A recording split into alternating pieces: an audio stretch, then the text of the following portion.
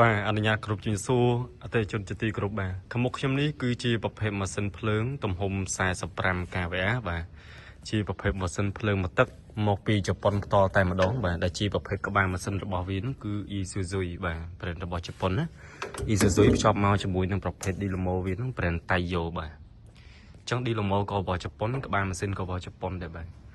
ហើយសូមបញ្ជាក់ម៉ាស៊ីននេះគឺជាប្រភេទម៉ាស៊ីនភ្លើងដែលស៊េរីឆ្នាំខ្ពស់ណាបាទស៊េរីឆ្នាំខ្ពស់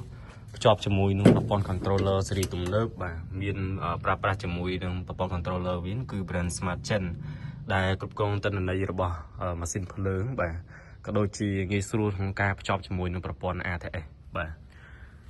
ជាងប្រភេទក្បាលម៉ាស៊ីនវានឹងគឺប្រភេទ 4GB 1TA បាទហើយនឹង D លំរបស់វានឹងគឺ S1L2 បាទ R បាទហើយសម្រាប់ម៉ាស៊ីននេះដែរគឺ C មួយសុទ្ធតិចទេបាទប្រើមួយសុទ្ធ1ម៉ោង C តែ3លីត្រទេបាទអានេះយើង 20% នៃការប្រើណាតែបើសិនយើងបញ្ឆេះទៅដល់ 80%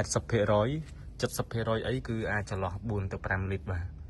ប៉ុន្តែអាស្រ័យលើការប្រើជាក់ស្ដែងដែរហើយសូមបញ្ជាក់ម៉ាស៊ីនភ្លើងគឺនៅស្អាតមែនទែនជាមួយនឹង brand Isuzu នេះបាទមួយសុទ្ធក៏ស៊ីតិចបាទកម្លាំងក៏ខ្លាំងសំឡេងក៏ស្ងាត់បាទហើយថែមមកជាមួយនឹងការធានាចេញពីខាងក្រុមហ៊ុនទៀតនោះគឺវារឹតតែល្អជាមួយប្រភេទម៉ាស៊ីនមកទឹកនេះហើយសូមបញ្ជាក់ការធានារបស់យើងគឺរហូតដល់រយៈពេល3ឆ្នាំបាទ6ខែគ្រឿងបន្លាស់3ឆ្នាំទៅលើសេវាកម្មជួសជុលបូករួមជាមួយសេវាកម្មបន្ថែមគឺការដឹកជញ្ជូននិងដំឡើងទៅដល់ទីតាំងអតិថិជនផ្ទាល់តែម្ដងបាទចឹងសម្រាប់ព័ត៌មានបន្ថែមពុកម៉ែបងប្អូនចង់សាកសួរពាក់ព័ន្ធនឹងម៉ាស៊ីនភ្លើងក៏ដូចជាបច្ចេកទេសពាក់ព័ន្ធលើប្រព័ន្ធភ្លើងនេះអាចធ្វើការទំនាក់ទំនងមកកាន់ page បានឬក៏អាចតាក់ទងលេខ Telegram ក៏ដូចជាលេខទូរស័ព្ទនៅលើវីដេអូនេះបាទចឹងសូមអរគុណច្រើនសូមជម្រាបលា